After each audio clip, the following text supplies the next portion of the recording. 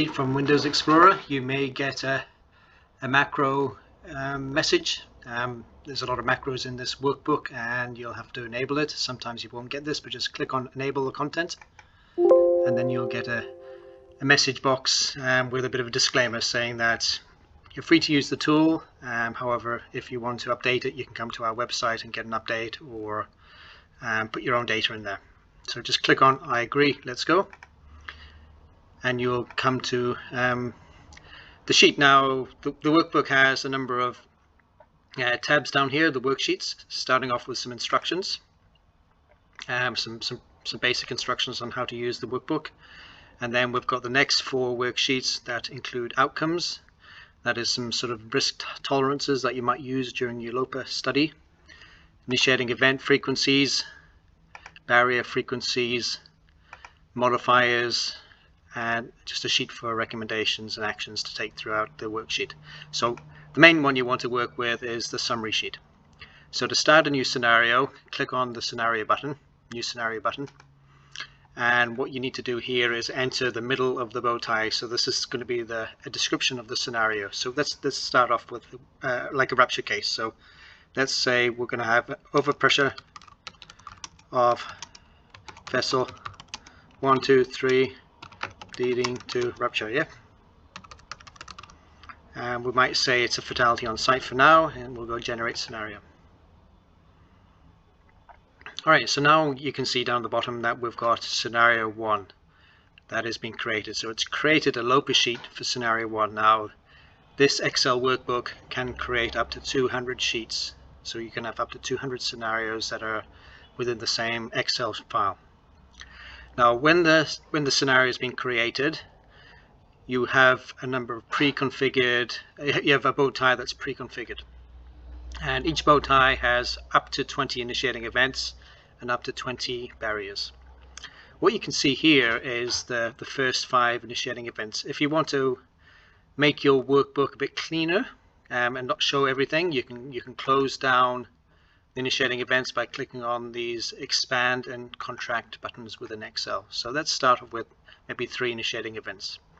And likewise on the barriers, we've got 1, 2, 3, 4, 5 shown. Let's reduce it down to 3. If you need to show the 5 to 10 and 10 to 15, you just click on these plus buttons. So we've got the initiating events, we've got the barriers. Over here we've got our time at risk. If your organization supports additional enabling events, such as the probability of rupture or the probability of leaks, you can enter it here by selecting the drop-down list. Then we've got what we call the middle of the bow tie, the description that we put in initially. You can change that text if you need to. And then moving over to the right hand side of the bow tie, we've got our conditional modifiers. Right now you can see 1, 2, 3, 4. We're probably not going to need 4 for this demo, so let's contract that to 2, and so you only see 2. So 2 bow ties. Now let's go and fill in some information. So that's called the first initiating event. Let's imagine it's a control loop failure. So let's call it LC213 failure. So it's a level control failure. And that's, so we click on we put a description in, and the description should be some sort of tag name. If you want to add some more information to the box, you go to the fill the information in the comments field, and that information will come into your PDF reports at the end. So after we've filled in the tag name, we need to now fill in the type of failure it is. So what we have to do here is pick out of the different types of initiating events. We have BPCS, equipment failures, human errors, and others. So really just 4 different buckets of initiating events. So let's imagine this is a BPCS. So whenever you see an orange field, that means you have to enter something. So for this particular initiating event, we have to choose. We have 3 choices here. We can add to those choices later on, but let's take 3 choices, one of the 3 choices, and we'll call this a control loop failure. All right, so we've got it's given us a failure rate of 0.1 per year, or 1 in 10 years for control loop failure. Let's do another failure. So let's imagine we're going to have some sort of equipment failure. Yeah? Equipment failure.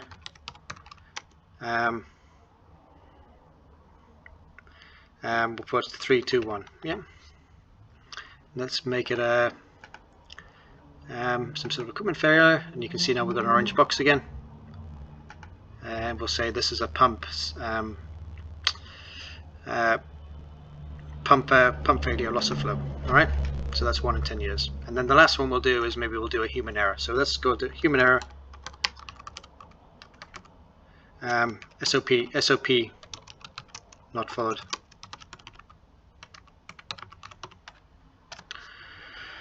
Alright, so for this type of event we'll pick human initiating event. And with human initiating events we have two choices. We have to decide on the complexity of the task. Here we have three options: simple, medium, and complex. For simple SOPs or simple activities, the error rate is lower. We have 0.001 configured, and as you go up to medium and complex, the error rate increases by a factor of 10. So let's assume this is a medium complexity, so it's an error rate of 1 in 100. And how many times are we doing this per year? Let's say we're doing it 3 times a year. So now we've got our initiating events configured. So now what we're going to do is put some barriers in.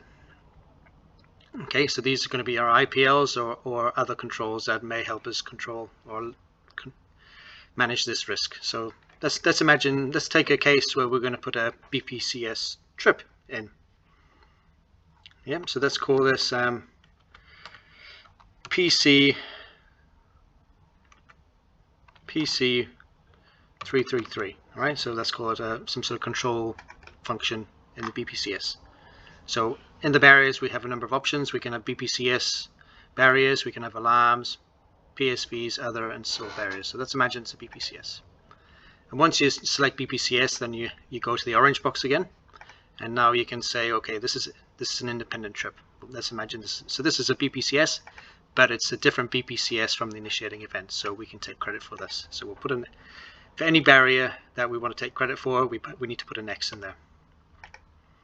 But let's imagine this barrier doesn't help us with the equipment failure. So what we can do is say, oh, this is not effective. Any text that we fill in these boxes that is not an X will not get counted with the mathematics. So only boxes that have an X and a purple in them will get counted, right? And let's make the let's put an X on the final one. So let's make another barrier. Let's imagine we've got an alarm. So let's put a PAH 444. Okay, so pressure alarm high 444. We'll make it an alarm category, and we'll say its response time is greater than 10 minutes. So these are just fields that we can fill in as we go, and the PFDs are appeared here underneath that 0.1. And so let's imagine we can use the alarm for the second one, not the first one because it's not independent. So we might want to type in not independent. All right, and we can take the alarm there. Okay, and finally we put we might want to put a SIL function in or a SIF in. So let's call this a new SIF. All right, so let's make it a SIL category, and we'll call that maybe a SIL1 function. Because it's independent, we're going to include it in maths. Yeah. All right, so we've filled in the initiating events, we've filled in the barriers and IPLs. Now we're going to look at the time at risk. And because this is a continuous operation or near continuous operation, we're going to pick from the time at risk, and we'll say this is a continuous operation. For the equipment failure, we'll also call it continuous operation. And for the human error, we can't choose it because with human error we can't take time at risk. And so now what we're going to do is go over the conditional modifiers. So let's imagine this is a flammable mixture that's coming out of the vessel 1, 2, 3. The first thing we might say, we're going to have a fire event that we're going to consider. So let's look at the first conditional modifier, and it might be the probability of ignition. So let's imagine the probability of ignition is 10%, and we're going to apply that to each of the threat lines. So each of these lines is initiating event is a threat line. Right, so that's a probability of ignition we've assumed to be 10%, and if the event is a fire, a jet fire, there might be a chance that somebody is killed if they're exposed to the heat. So let's take an exposure probability. So this is the probability that somebody will be in the zone, in the fatal zone, and for now we'll assume that they're going to be there 10% of the time.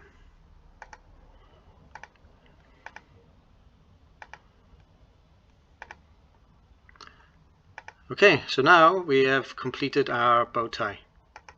Yeah, our LOPA bow tie. So we have the initiating events, barriers, conditional modifiers, and final frequency over here. So what you can see over here now is the frequency of each line. So this frequency of 10 to the minus 2 is basically the multiplication of the initiating event by the conditional modifiers, enabling events, and the barriers.